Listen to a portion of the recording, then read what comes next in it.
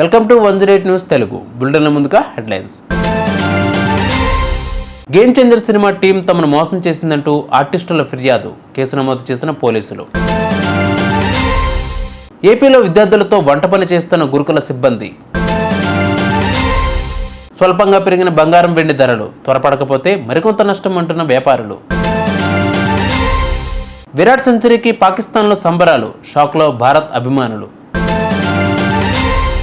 Ram Charan game changer cinema team తమను మోసం చేసిందంటూ police స్టేషన్లో ఫిర్యాదు చేశారు ఆర్టిస్టులు. గేమ్ చేంజర్ సినిమా షూటింగ్ కోసం గుంటూరు, విజయవాడ నుండి హైదరాబాద్కి 350 మంది వెళ్ళామని, కో డైరెక్టర్ స్వర్గం శివ తమకు 1200 ఇస్తానని ఒప్పుకొని డబ్బులు ఇవ్వట్లేదని గుంటూరు పోలీస్ స్టేషన్లో ఫిర్యాదు చేశారు ఆర్టిస్టులు తరుణ్ గేమ్ చేంజర్ సినీ నిర్మాత దిల్రాజుకు తమకు న్యాయం చేయాలని, మోసం చేసిన స్వర్గం శివపై చర్యలు తీసుకోవాలని డిమాండ్ చేశారు. ఏపీలో విద్యార్థులతో వంట పని చేస్తున్న గురుకుల సిబ్బంది. నెల్లూరు ఉదయగిరి మండలంలో గండిపాలెం పాఠశాలలో తెల్లవారుజామున 3 గంటలకే 9వ తరగతి విద్యార్థులతో చపాతీలు చేయించిన గురుకుల సిబ్బంది తమ పిల్లలతో చాకరీ చేయించడంపై తల్లిదండ్రులు ఆగ్రహం వ్యక్తం చేశారు. ప్రతి ఆదివారం ఇలాగే చేయిస్తామని ప్రిన్సిపల్ చెప్పడం గమనార్హం. దేశంలో బంగారం వెండి ధరలు స్వల్పంగా పెరిగాయి. ఆదివారం 10 గ్రాముల బంగారం ధర 88,940 రూపాయలు ఉండగా సోమవారం నాటికి 140 రూపాయలు పెరిగి 89,080 రూపాయలకు చేరుకుంది.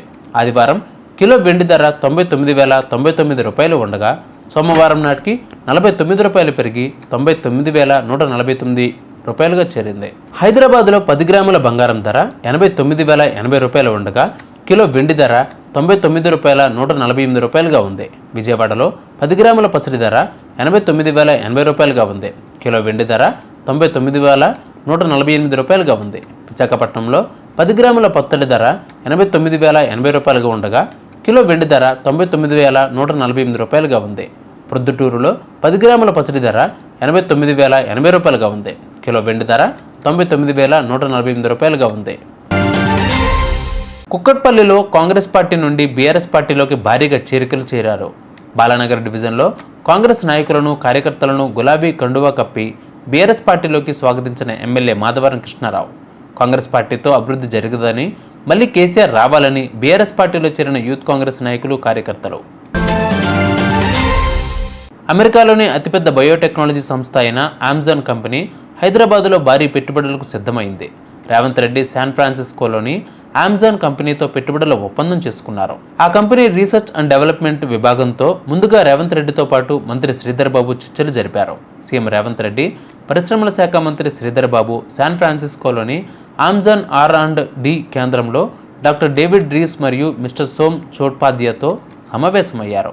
ఇక్కడ పెట్టుబడులు పెట్టాలన్న సీఎం, మంత్రి అభ్యర్థనకు కంపెనీ ప్రతినిధులు అంగీకారం తెలిపారు. కరీంనగర్ జిల్లాలో యూరియా కోసం రైతులు తిప్పలబడుతున్నారు.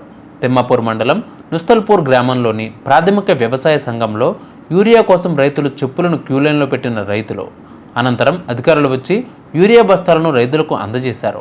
అయితే కొందరికి మాత్రమే యూరియా బస్తాలు అందడంతో మరికొంతమంది రైతులు వెనుదిరిగారు. మహిళలు ఆర్థికంగా ఎదుగుతూ కుటుంబానికి భరోసా కల్పించాలని హైదరాబాద్ ఎంపీ అసదుద్దీన్ ఓవైసీ తెలిపారు. అధికారం యాకత్పూర్ నియోజకవర్గం రెయిన్ బజార్ డివిజన్లోని ఇమల్బన్ ప్రాంతంలో స్థానిక మహిళలకు కుట్టు మిషన్లు పంపిణీ చేశారు. ఈ సందర్భంగా హైదరాబాద్ ఎంపీ అసదుద్దీన్ ఓవైసీ మాట్లాడుతూ, మహిళలు విభిన్న పాత్రలో పోషిస్తూ ఎన్నో బాధ్యతలను నిర్వహిస్తున్నారు. కుటుంబ బాధ్యతలను మోస్తూ సభ్యులను ఎలాంటి ఆటంకాలు కలగకుండా తన కర్తవ్యాన్ని నిర్వహిస్తుంది. అలాంటి మహిళలు ఆర్థిక భరోసా లేకుండా సమస్యలు ఎదుర్కొంటున్నారు. వారికి ఆర్థిక స్వావలంబన కలిగే విధంగా కృషి చేస్తున్నామని అసదుద్దీన్ ఓవైసీ తెలిపారు. చూసారుగా ఇవాల్టి బులెటిన్ అప్డేట్స్. మరిన్ని అప్డేట్స్తో మళ్ళీ మీ ముందుకు వస్తాను. అంతవరకు కీప్ వాచింగ్ 108 న్యూస్ తెలుగు.